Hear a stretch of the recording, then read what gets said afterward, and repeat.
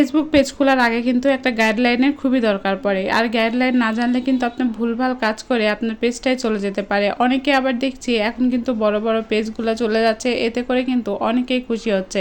যেমন আমার বড় পেজটা নষ্ট হয়ে যাওয়াতে কিন্তু দেখা যাচ্ছে যে অনেকেই খুবই খুশি হয়েছে, আবার অনেকেও মন খারাপ করছে, কিন্তু খুশিটাই বরঞ্চ বেশি হয়েছে যাতে আমি এখান থেকে ইনকাম করতে না পারি বা এখান থেকে কিছুই করতে না পারি।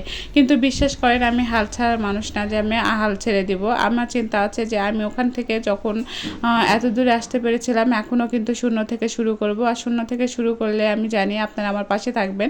যেটা আশা কিচেন নামে সবাই চিনছিলেন, সেটা কিন্তু এখন আমার সেই পেজটা নাই, সেখানে শুধুমাত্র লাইভটাই করা হয়।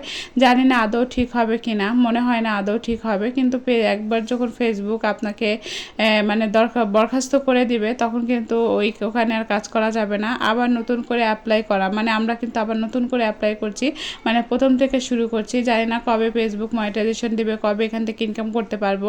এটা আসলে আমাদের বড় কথা না। অনেকেই চিন্তা করেন একটা পেজ খোলার পরে যে আমি এখান থেকে কবে ইনকাম করতে পারবো, কবে এখান থেকে সফল হতে পারবো।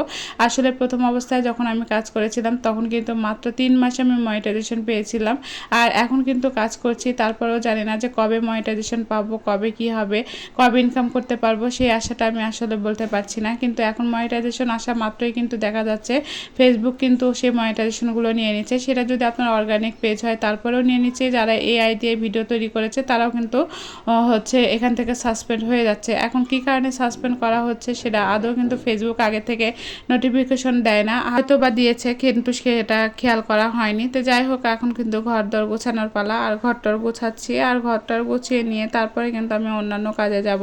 সকালবেলা হলে কিন্তু একটা মেয়েদের কাজ থাকে, সেটা ঘুম থেকে উঠেই বিছানাপত্র গোছানো, সেরকম কিন্তু আমারও কাজ থাকে বিছানাপত্র গোছানো। আর বিছানাপত্র গোছানোর পরে তারপরে কিন্তু আমি রান্নার কাজে যাব। আর এদিকে ছোপা পরিষ্কার করে নিচ্ছিলাম, তার সাথে বলে নিই যারা একটা নতুন পেজ খোলার পরে শুধুমাত্র বলেন আমি কবে মনিটাইজেশন পাবো, মনিটাইজেশন পাওয়াটা আসলে এতটা সহজ না। যারা মিউজিক দিয়ে দেখেছি গান শুরু করেছিল, আমরা তো কোনো ধরনের মিউজিকই ইউজ করিনি, তারপরেও কিন্তু আমার অত বড় পেজে মানে আশা কিচেন পেজে কিন্তু মনিটাইজেশনটা চলে গেছে। যারা আশা কিচেন নামে সবাই চিনেন তারা কিন্তু সবাই আমার এই পেজে হচ্ছে যুক্ত হয়ে যাবেন। এবং আশা ব্লগ, এটাতেও আমি কাজ করছি। দেখা যাক না, ফেসবুক যদি আমাদেরকে সাসপেন্ড করে দেয়, আমরা আবারও নতুন করে অ্যাপ্লাই শুরু করেছি।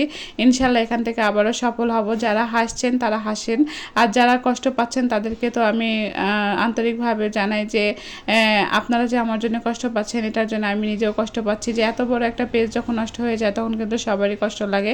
আমারও খুবই কষ্ট লেগেছিল, কিন্তু নিজেকে বুঝ দিয়েছি যে আবারও মানে এখান থেকে শুরু করব, দেখা যাক কি হয়। তো আমিও চিন্তায় আছি যে দেখা যাক কি হয়, পারবো কি না। আমি জানি না আদৌ পারবো কি না, ইনশাল্লাহ পারবো, আবার নাও পারতে পারি, কিন্তু আমার তো মনে হয় চেষ্টা আছে যে ইনশাল্লাহ আমি এখান থেকে কিছু একটা করতে পারবো। তো আপনারা যদি আমার পাশে না থাকেন তাহলে কিন্তু আমি আদৌ কিছু করতে পারবো না। এই জন্য সবাইকে বলবো সবাই আমার পাশে থাকবেন। যারা আশা কিচেনে সবাই সাথে ছিলেন তারা কিন্তু আমার এই পেজেও পাশে থাকবেন।